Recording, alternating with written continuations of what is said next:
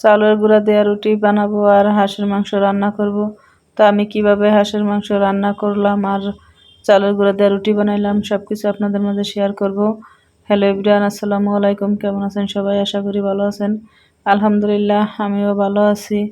তো আজকে আমার মনটা অনেক খারাপ, অনেক বেশি খারাপ আমার মনটা আজকে, কারণ আমার বাবা অসুস্থের পরে এই কয়েকদিন আমার বাসায় ছিল।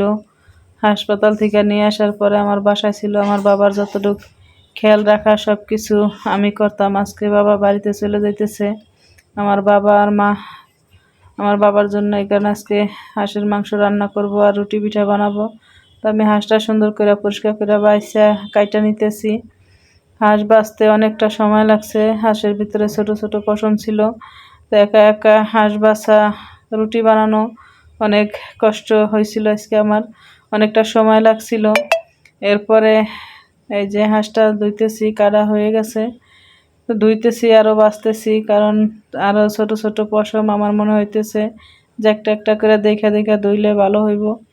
আর হাঁসের মাংসের চামড়া ফালাই দিতে একবার চাইছিলাম, তো চামড়া আমার বাবা পছন্দ করে না, এই কারণে আর ফালাই নেই।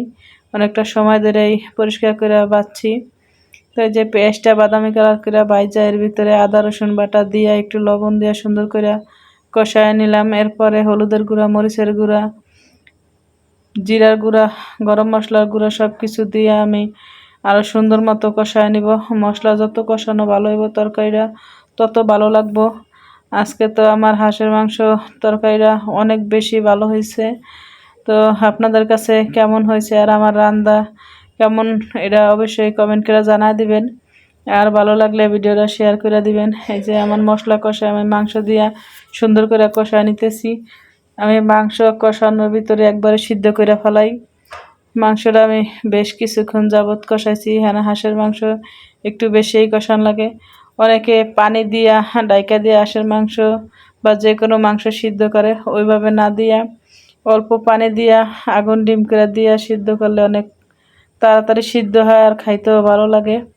এদিকে যে আমি চালের গুঁড়া আমি আটা সিদ্ধ করে নিলাম। পানি বলক উঠে লবণ দেওয়ার পরে আমি আটা সিদ্ধ করে 7-8 মিনিট ডাইকা রাইখা ওই আটাটা আমি সুন্দর করে ছাইনা নিছি। আর এরকম করে বানাইলে রুটি অনেক ভালো হয়। আটা সিদ্ধ করে সাথে সাথে নামাইয়া আটা ছানা শুরু করলে ওই আটাটা দানা দানা ভাব হয় আর ওই রুটিগুলো অত বেশি ভালো হয় না। তো আমি আটা সিদ্ধ করে 7-8 মিনিট ডাইকা রাখছিলাম। এরপরে ওই আটাটা ছানা দিলে অনেকটা মুলাম হয় আর রুটি বানাইতেও আরাম লাগে।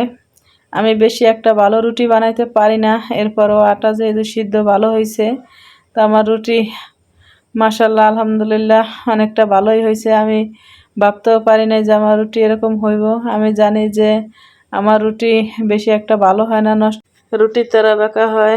যাই হোক, ভালোই হয়েছে। তো একদিকে আমি রুটি বানাইতেছি আর একদিকে আমার মেয়ে রুটি বাছতেছে, কারণ হাঁস বাছতে রানতে অনেক সময় লেগে গেছিল। তো সময় বেশি ছিল না, কারণ 5টা বাজে গাড়ি ছেড়ে যাইব। তো এই কারণে আর বেশি ভিডিও বড় করলাম না। আজকের ভিডিও এই পর্যন্তই। আল্লাহ হাফেজ।